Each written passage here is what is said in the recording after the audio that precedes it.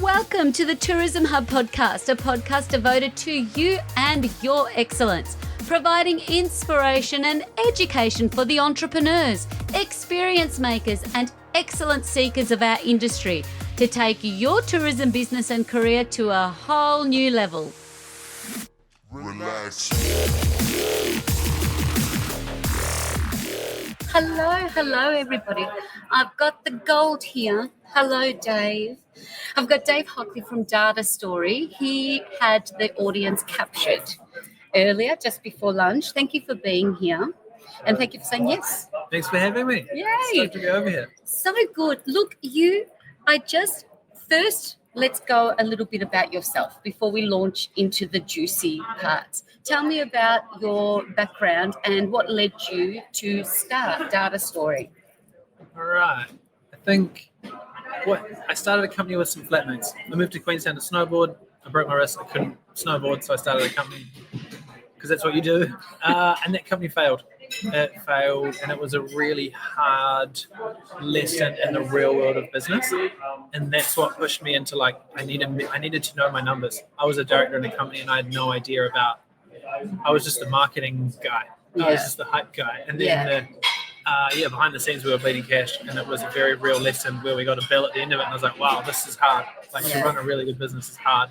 And then that pushed me into the world of you got to know what works. Mm-hmm. And so that pushed me into behavioral psychology, but really into measurement. And so I got really into measuring marketing because I fell in love with marketing, but then I wanted to. Yes. And was that a tourism business related in? So it was going to be. There was three of us. We were chopping firewood, and that business was called Twin Rivers Organic Produce, and we're doing a gate to plate story. Where a friend's farm had this. One of the business directors was in a family farm. Incredible farm, incredible product. And we said, let's do the gate to plate story, and then we want to do tourism on the farm because it's on the coast of the Catlins. It's absolutely stunning. So we were like, cool, we want to do this whole. We had this big dream and big vision. Yes. But now I look at that and I'm like, I can see from a mile now that business model was going to struggle. Yes. So, perhaps we should have started with the tourism. Would have been better off. Yeah. But the other context on tourism is we have a family business in tourism. I've got a degree in tourism. My first job was in frontline tourism. I've been... In your DNA. I've been doing... And living in Queenstown, being a tourism town. Yeah. It's just... we've almost just ended up in this space of doing a lot of tourism. Oh, absolutely. And I can really resonate with that in starting your journey and just how much, on the context of data and story, how much numbers tell a story. And if you're not Dave had this, if it's not measured, it's not managed, to the point where everybody echoed it by the end. Of your talk. If it's not measured, it's not managed. It was like a TV. You're like a TV host. Hey, big microphone. But it's so true. So true. So tell me about Data Story and the problems that you solve in the marketplace for destinations and regions, and the way that you capture data and how you translate that into outcomes. Yeah, cool. Tourism is, I'm going to talk specifically more from a marketing lens first, but tourism, everyone who visits your destination, they need to discover it. They need to know it exists. Yeah. And then they need to plan and consider. They need time off work, someone to look after the cat. They need to choose how they're going to get there. It's a very logistically heavy job, and so typically it's a longish customer journey. Yeah. And so what we've found is the way to measure a customer journey is to be really intentional and go, cool, as a region, what are we doing to help people discover region? And when you get that focus, then you can create a moment and you can be really clear about how you measure it. Yeah. Because you go, what does good look like in this moment? We go, cool. We help people discover the region. We want to be memorable, because if we're not memorable, we're not being effective. We want to reach a good volume of people. We want that engagement. And so we help RTOs basically step through all of the initiatives that they're doing and then help them basically pull people into a customer journey.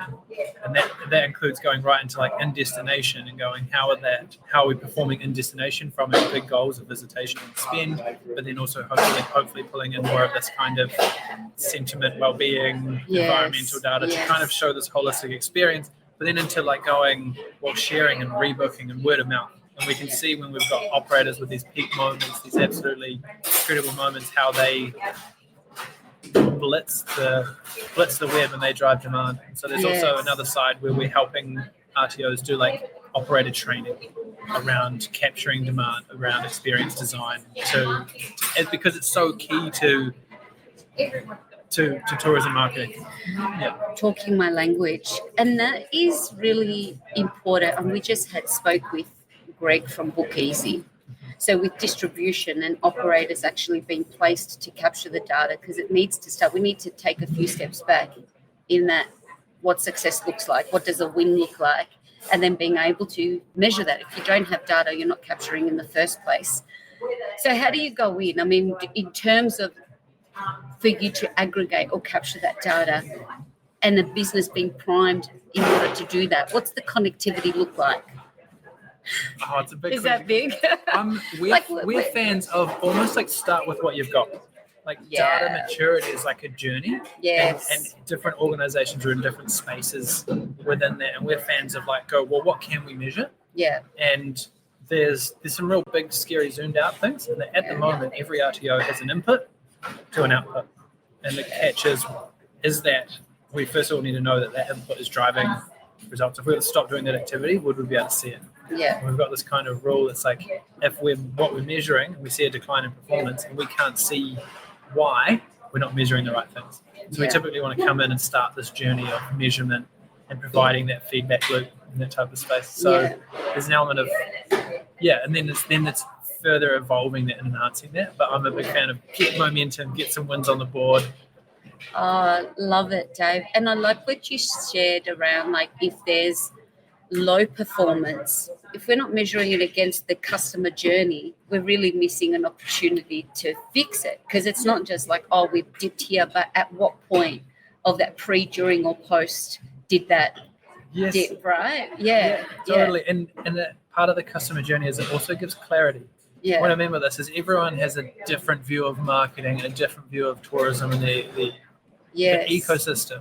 And so it creates a moment that people can be really clear about what we're doing. Because you talk about tourism marketing, someone will just think instantly, they'll think social or they'll think trade. And they'll just default to whatever it is that they know. Yeah. And so the beauty of the customer journey is that it gives clarity around where you're playing, what success looks like, and it kind of aligns everyone on performance. Yeah. Especially with all this change. So now, like, this zero-click search now, like the AI overview. So when we're measuring data, it's the click that gives us that data. So I know for myself, the last 2 decades of like SEO and do this, and now suddenly it's not the click that's been taken away. Great. I'm really glad you asked this question because if you're responsible for marketing a destination, your playbook needs to like fundamentally evolve. Because the idea of like we create an article and we put it on a blog and we'll drive traffic to that article and then they'll discover an operator and then click through. It's just completely changed. I feel like it's changed overnight. It's like everything we've been doing, we have to rethink. And it doesn't mean it's just doing it different. It doesn't mean your website is not relevant anymore, right?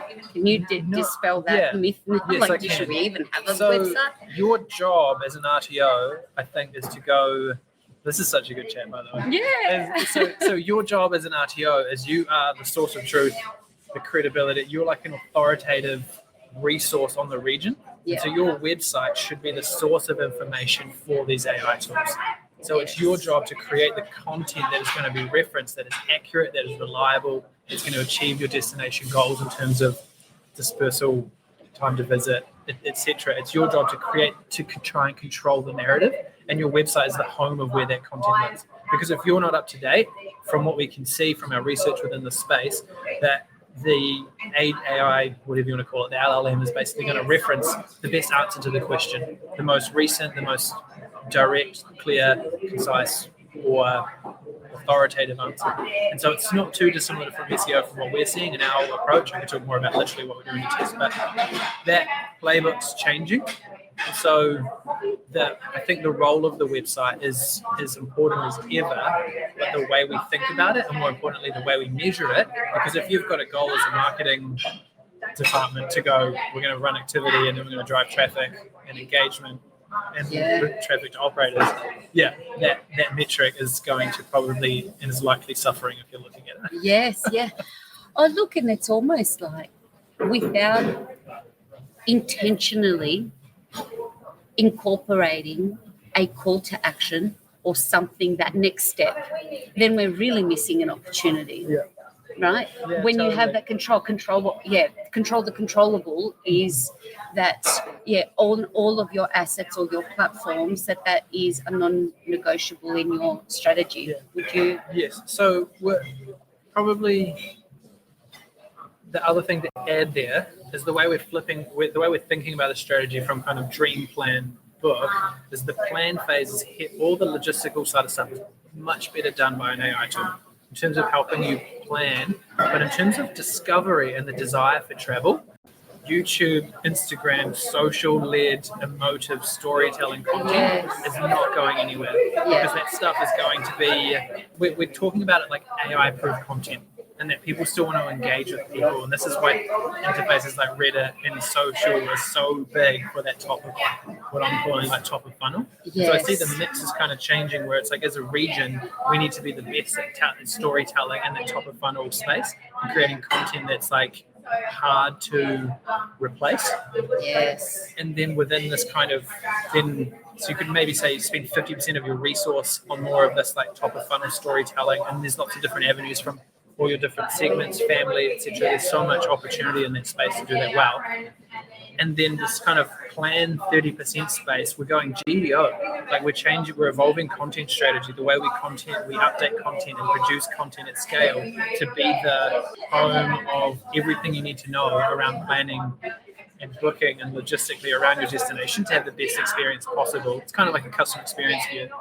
And then you've kind of got this book layer where there's almost pushing into like first party data strategy. I think it's underrated for RTOs, actually understanding who's coming to your region, what they're doing, what they're spending, and within that change, there's a whole fascinating space around what it means to drive real demand in that lower funnel space for an RTO. And then, like I said, you've got your experience and your rebook, and that's where that first party comes in, is that repeat visitation space. But that's a big flip from probably a more traditional dream plan book experience share type mix. But we're really excited about the way the strategy should be evolving for an RTO.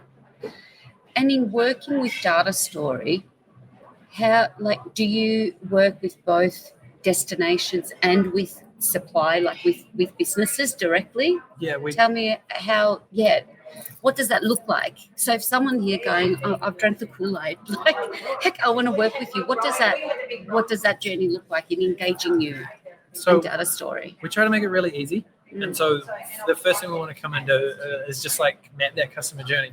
It's not a huge amount of work, but then we've got a benchmark and we want to backdate performance, and then we can start to like basically find opportunities. We're saying like big doors swing on small hinges, and right now within you got the saying, the quotables within your mix, there's like points of leverage right now, and if we can diagnose the opportunities that will drive results for your region, then we can help. Like, we don't necessarily need to do the execution, but we think it's really important that you have a measurement type partner to provide that feedback loop, because we don't do content, so we don't do. I think that's best done by someone who knows your region and that creative side of space. But at the same time, you need that really clear brief of this is the audience, they've done this, but not this. So how do we design a message? How do we use creative for what it's best for to achieve our objectives as a region? But then we can give that feedback loop, that measurement loop, and actually help evolve that.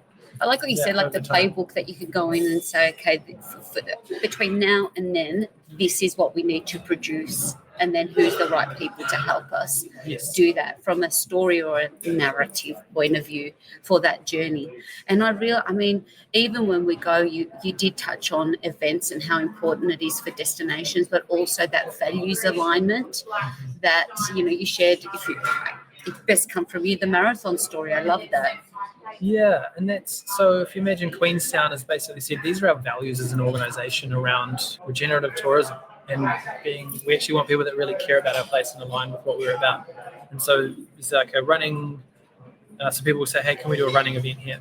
And we'd go, cool, we don't just want any old event, we want events that align with our with what we're about. So they partnered together and they came up with this idea of it's a marathon, so getting a biodegradable running bib, and then at the end of the race, everyone who entered the race plants a native tree as far as like an offset thing. And then they use the biodegradable bib to protect the native plant from rabbits, which love young plants, and from the frost. And this is also a unique part of the race making. It's a unique race in a special part of the world, out in Glenorchy. And so it's a really cool way to think win-win, not just, hey, anyone come and run an event, but if you're going to run an event here, let's make it valuable, extra valuable for your people that want to do the race, but also great for the region. Oh, I love that. I have to go back. I was typing profusely, sharing an update, and I have to go back because it was just like, trying to capture it all. But I like Dave. It's win, win, win or no deal. Yes. Win for environment, win for the economy, win for culture and community. Otherwise, we're not aligned. In the long run, it won't fly. In the short term, yes, but it's like, I think it's like having a long view where you're going, if someone's missing out here, that's not great. Yeah. And how are you using AI in your business and your day-to-day? I'm just curious now. It's wild how much our work has changed, and I think in a great way. In a great way, right? In a great way. And that if I look around, the whole team is all using Gemini or GPT very heavily with a lot of our work. And as far as, in so many spheres of our work, it's just using GPT for a huge amount. And what we're finding is, there's a bit of a nuance in it, and sometimes you're kind of doing this really weird back and forth conversation with an AI type tool. It's saying, no, that's not right, check that, do it again. And it's this work.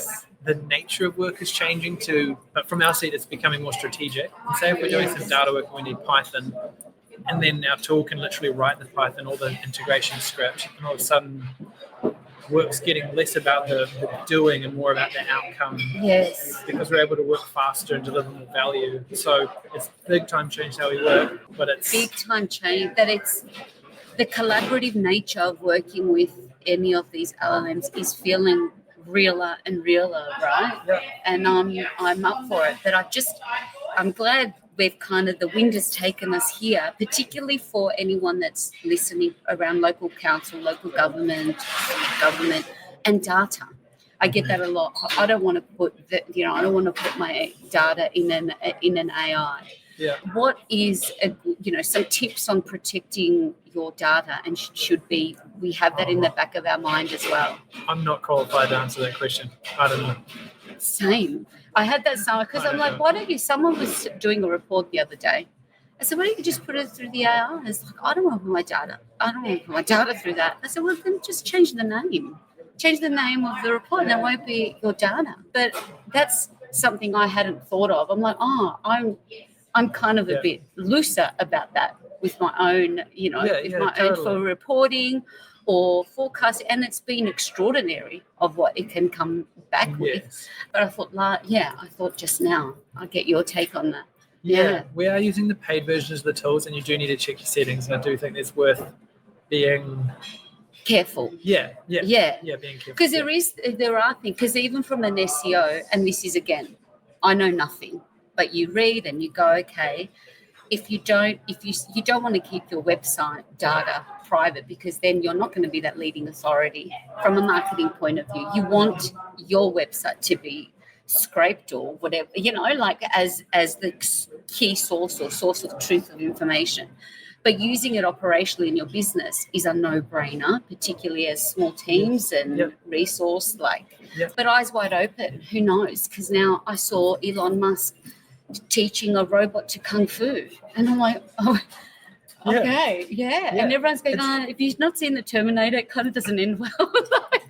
I'm like, wow, it blows my brain. There's not if you play out a lot of these scenarios, they don't end. If you think, where's this really headed? It's not always optimistic. But I think as a marketer, and even just at a zoomed out level, if you think about what we're doing in tourism marketing, tourism is ultimately about people connecting. It's about cultures, and the experience of tourism is not going to be replaced by AI. There's nothing like standing on a street in a crowded market in India that AI or a headset is going to come close to giving you, or being on a beach in a beautiful part of Australia. Like there's not going to be a substitute for that, and our desire for connection and to be heard, or for safety, or for all of these core human desires. And I think as marketers, as long as we can be working within that, that's not going to change. The human experience, human connection, absolutely, and we're fortunate for that. Yes, and I think it's almost like stuff is becoming more of a commoditization, and so people more and more are seeking out these unique experiences. And that's why we're seeing that trend within this almost like social people wanting to recreate a peak moment. It seems to be a big part of where tourism is headed. And so, while AI might be changing everything, I think the role of tourism and how we, I think tourism is going to hopefully be the anecdote or the I love that. Like I think, and this is why I think the regenerative tourism thing is important, because we've got to not stuff it up as well. Like we need to protect these environments and make sure they're actually delivering the experience that people are signing up for. Not it's crazy how what's promoted as this pristine destination with no one around, and when you go there and there's 4,000 people there, you go, this isn't really what I signed up for. It's not the experience that we want. So it requires this kind of that win-win-win view to like ensure we're playing the long game. And in doing so, tourism will become unstoppable as an industry. It already is, but you get what I mean. I totally get what you mean. It's really important for us to almost, we talked about celebrating, but also leveraging that as leaders, as in a community, that we talk about that, to almost like to create that ruckus of, we're the ones that can give you that, outside of you. I love what you said. That was, you said, I want a sustainable holiday experience, and I want to go and offset my carbon emissions. But learning along the way, it's just, we can also be educators of that, to come back and change behaviors, to do, to create good or the betterment. Dave, so are you hanging around? You're here for the week. Amazing. And are you running any more sessions while you're here? No, I'm not, but I am, like, now that the session's done, like, I was thinking this on the panel. I was like, there's so many smart people in the room. I want to know what you're thinking, and I want to keep the conversation going. It's like, I'm definitely like super keen to keep chatting with people. And because when we go off the live, it's funny, like going through something else with quantitative data, because this is something I've always done in operations, is just interview my clients. I'll just the qualitative bit. So I would go and I'd create questions around the journey, but I would do pre, during, post, right? That's great, And then ballooning was my shtick.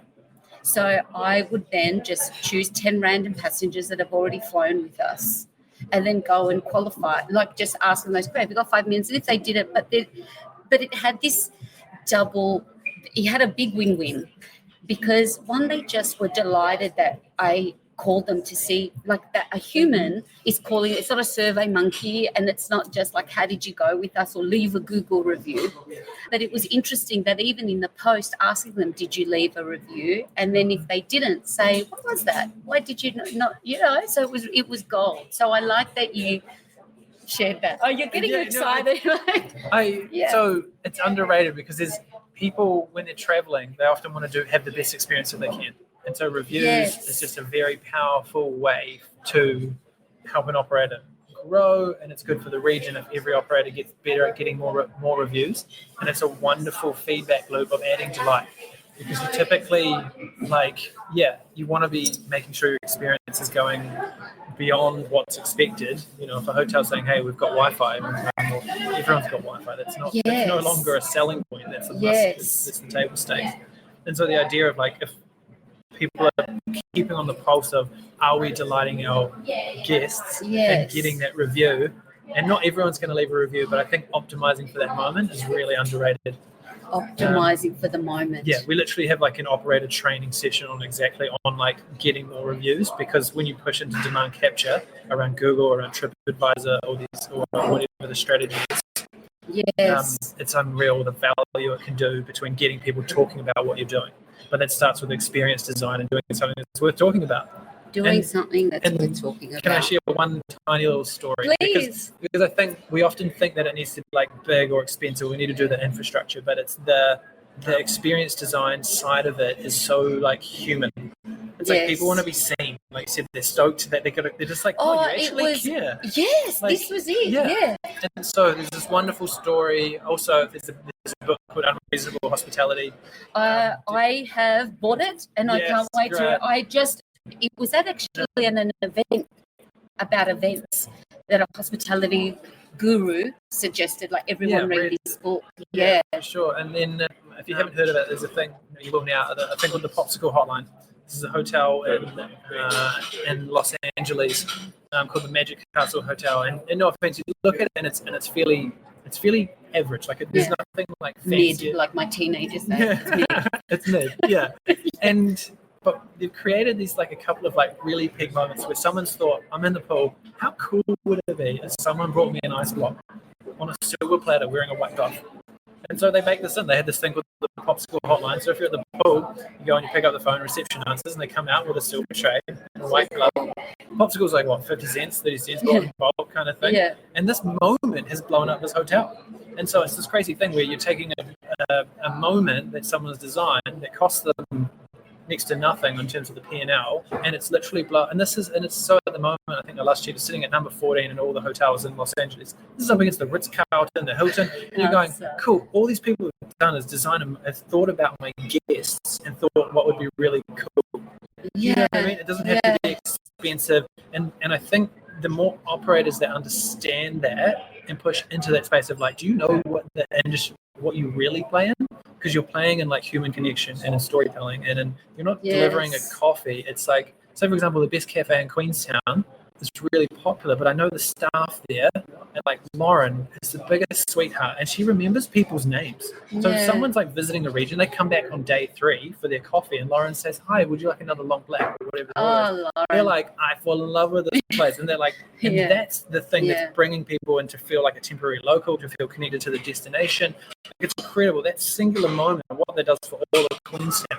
Obviously, the cafe is now very popular, but it's like, they know where they play, and the people running the cafe are like really friends of mine. But they know about designing moments and getting the right people and the right roles to deliver that. And so I think a whole region that's committed to doing that uniquely, like you, not trying to copy, not trying to do something because a book said to, or because you heard it on a podcast or whatever. It's like going, let's actually be part of our place and think, how would we do that in our way? And turning up in that moment, like only you can. And this is it, like the Lauren effect, right? Yeah, the Lauren effect. I like it. So is that something that is something you can teach, or is that something that's within? Because, and for organizations with that expectation, like if we want to Laurenify our organization, like we have to set those expectations, or we leave them to chance that you've just got a good human that gets it and is really good at remembering names and knows that has a ripple effect. Yeah, so there's a few things there, which one is obviously culture is huge and a whole nother podcast. But what I would say is, like, I'll give you a couple of small examples. So say for example, how do you say it, Pret a Manger, like a French cafe. They've got a program where they give all of their frontline staff $10 every day that they can give to a staff member, and they can use it however they like. And so you can see someone's having a hard day, and they say, and they go, hey, this one's on us, because you can just see that they're having a hard day. Well, they're flirting with a girl, and they say the coffee's on me because they're into the whatever. And so, but what that does is that empowers the staff to deliver peak moments, but the staff love it. It's a pilot of their job, is giving away their credit that day. And so it's this beautiful mechanic. Or when we think about optimizing for reviews, a lot of like tour companies, etc., will basically give a monetary reward to the staff. If you get your name mentioned in a review, we'll give you whatever it's $20, $50. And so the staff have got this literal incentive to deliver a great experience. And so part of it is this organizational design of kind of going, well, let's share the reward. If we want you to work hard and keep this culture, it's also about, like a data story, we measure staff happiness, we measure the culture, and we cap that. We don't allow people to do overtime. Like, we tell them to stop working. And I'm not being I'm not. This is within your This is own with a data story. I'm just organisation. saying, for example, Yeah. but it's because I know, like, long term, the staff are happier, the team is happier. In the long run, we can deliver better work if the team's happy. So it's also about putting those guardrails in to protect the Laurens, and to make sure the Laurens are rewarded, and you got to take care of your Laurens. Yeah, you've got to take care of your Laurens. And celebrate your Laurens. Yes. And give them the like design the machine to work for them. So. Yes, that's a win-win in itself, isn't it? Yeah. Win-win-win. I think you've got a whole other kind of avenue for your business, the data story within culture. Yeah, I love like you've got a whole other thing, because I think any organization, like, that's a really tricky thing, like to be able to use those metrics to measure happiness. Yes. Yeah. Well, say for example with that review thing, we've kind of said, well, if you measure, you manage it. So to operators, we've said, are you measuring the number of reviews you get? Yeah. And then we've developed a metric called a review conversion rate, which is we take your number of guests versus the number that left a review, and voila, we have the conversion rate. And so as we track this over time, and so we did this with an operator, and then and I said to them, like, hey, we were looking at performance, like, why is performance down? They got a 1-star review on TripAdvisor. It's the only thing we could correlate to the drop in performance. It was like, wow, TripAdvisor might play a bigger role in planning what we do in this place. And then anyway, but they did that. They incentivized the staff, and they literally like took their conversion rate and ramped it up. And it was incredible how every area of marketing gets easier when people are talking about your product. And so the reason we got here is because we can drive demand and awareness, but if in terms of that consideration conversion space, if you don't have the credibility, the social and trust proof, like every business says they're good, but if your customers are saying it for you, nothing is more powerful. Nothing is more powerful. So as we look through that full cycle journey measurement, like for most organizations, that's their opportunity. Yes. That's not always the case. Some organizations have an incredible experience and more people just need to know about it. They've got an awareness problem. Yes. But it's about being able to diagnose that and going, cool, you've got this like an underrated service, an underrated experience. But you're a hidden gem. Like, and so, but it's about right sizing that. And some organizations are going, cool, here's your metric, review conversion rate. Yeah. You go and fix that, because we can do everything else, but without that, we won't see the ROI. No. And it's powerful. It's so powerful. We did, like, here we've got the Brownlow, like it's like an AFL football thing. So it's an event, and everyone gets 3 points during a game, and then at the end, I mean, I'm sure all sporting codes have something. I think like soccer, the balloon, whatever it's called, I can't pronounce it. Anyhow, with the reviews, we had dropped the ball. This is with the ballooning. So we were no longer in top 20 competitor. So it's like, how can we incentivize? And did the same thing. And at our end of year Christmas party, it was in 3rd place. This person, and it really, especially when for operators that you're not always all together outdoor nature based, we're not always seeing our pilots and our ground crew. It was actually a really good cultural uplift when you could celebrate, Stoney, you got a name, you got mentioned in TripAdvisor or a Google review. It was a really positive thing internally, just as much. That's an extra. That's a few extra wins, isn't it? And that's the culture piece. Like you're celebrating this. You've got a number, and you've put it up and said, "Let's go hit it." Yes. And then you've celebrated it. Yeah. I've got one more question, and then I promise. I think this is the longest artful chat. So it was. So with that travel. So in, I think it was Tourism and Events Queensland, they have a transformational experiences by design, and they've got it's 5 stages. So the dream, book, plan, experience, and then dream, book, plan, experience, and then advocate. Yes.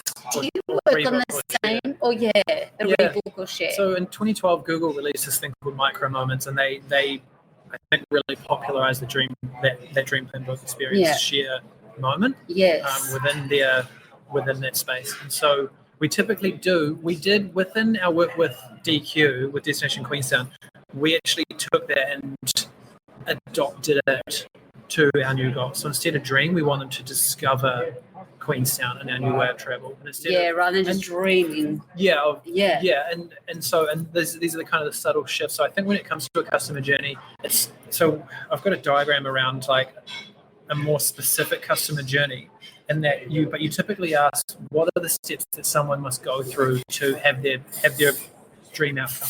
Yes. And so you go, cool. Well, they first need to know we exist. They need to consider it as a conversion decision-making moment. And then they need to, then it's pre-destination, in destination, post-destination. And you can break it down as you can zoom in or zoom out. And so I think I'm either like, yes, use the generic, use that framework because it's really helpful for what success looks like. We're not trying to reach a big volume of people here. Yes. We're trying to plan. We're trying to expose them to more product, increase their length of stay, increase their spend, and expose them to the right product, the right ways of travel, so they have the best experience here, so they're more likely or whatever. And so how we measure success changes in that moment. But and I'm kind of rambling a little bit. But what I'm trying to say is the framework. If for your organization, you need to modify the framework to be relevant to your customer journey or relevant to your customer type, and use your own language and bring them around that. Like at DQ, we call it the circle funnel. It's just that's our internal language for the model that we've kind of adapted and evolved over time. But it's I'm a little bit like take ownership of it. The theory is really simple, and it's just about getting people to understand and think through. Yes. Because the customer journey drives everything we do at Data Story. It's like we hang our hat on like, this is the secret to better measurement, to better strategy, is like understanding that and designing the moments that move people through that journey. Because all of a sudden there's a nuance there as well. When you put data is a snapshot at a moment in time, and that's capturing how someone thinks or feels or an action at a certain time. And as soon as you put that in a journey, you've got what the next steps look like. Otherwise, you've got this data and it becomes totally unactionable because. Yeah, so I'll give you a little example. Yeah. So say, for example, you do your post survey, your qual survey. Yeah. When you do that survey, determines the response. And so as a region, if you interview someone while they're just leaving the destination, it will give you the context. This is someone's perception of their holiday while it's fresh on their mind. Through the peak end rule, they'll remember the peak of their time and they'll remember the end of the time. But if you do that same survey 3 months' time, it will give you more. Now that the time's settled, they've gone, they've seen the bill in its entirety. That insight will give you perception as to how do people feel about our destination versus the price and the time and the effort now that they're back home.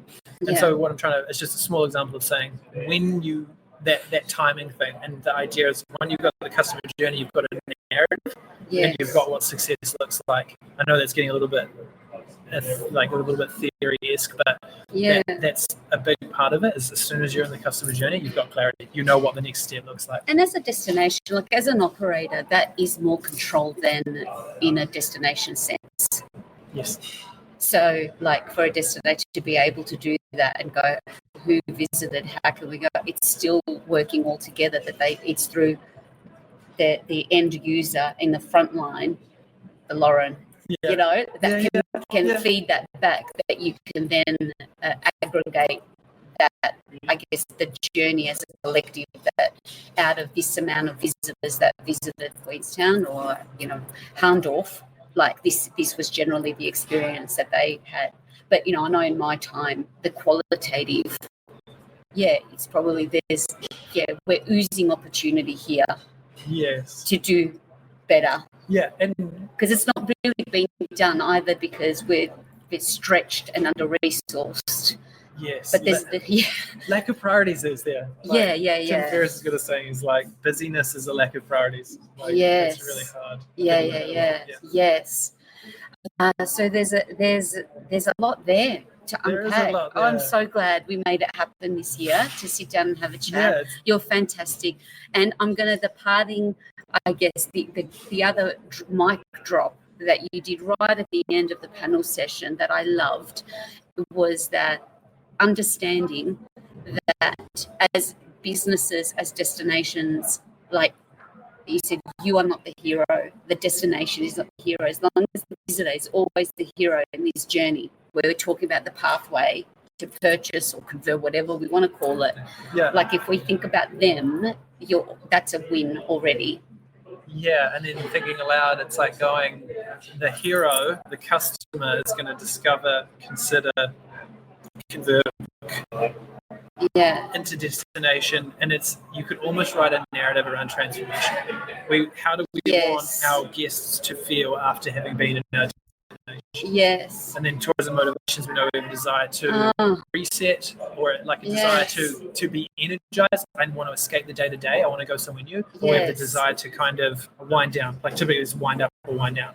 Yes. Or it's usually both. And so we go, I want to just relax. I just want to be looked after. I want the massage, the escapism draw of tourism. And so I was thinking about, if this is how we want our visitors to think, talk, and feel about it, what's the transformation and what's the things that we want them to overcome to get there? Like this is real like story narrative stuff, but you could literally journey map like a region and start to think about and this is the holistic view, because then you think about the traffic, the moments outside of the operators that makes an entire destination truly transformative. And because that's, I mean, I don't want to, it's not always about transformation or everything that's like this deep, but I do think, I'm just waffling now, but you get what I'm talking about. I'm also, while you're talking, I put myself in the visitor's shoe.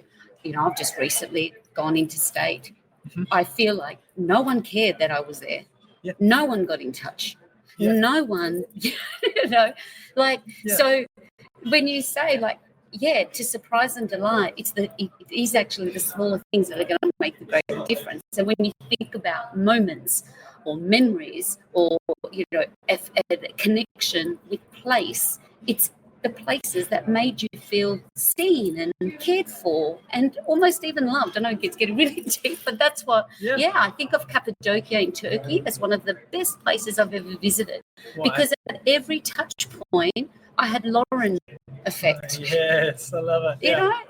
I was there with young children. They'll come and just give me a cut up orange. Just because they saw their young kids there, just a different level. And I always say this too. I'm not saying go and get blanket. The kids will fall asleep because we're having dinner. They'll bring a blanket. They'll put it wasn't just one random act of care factor.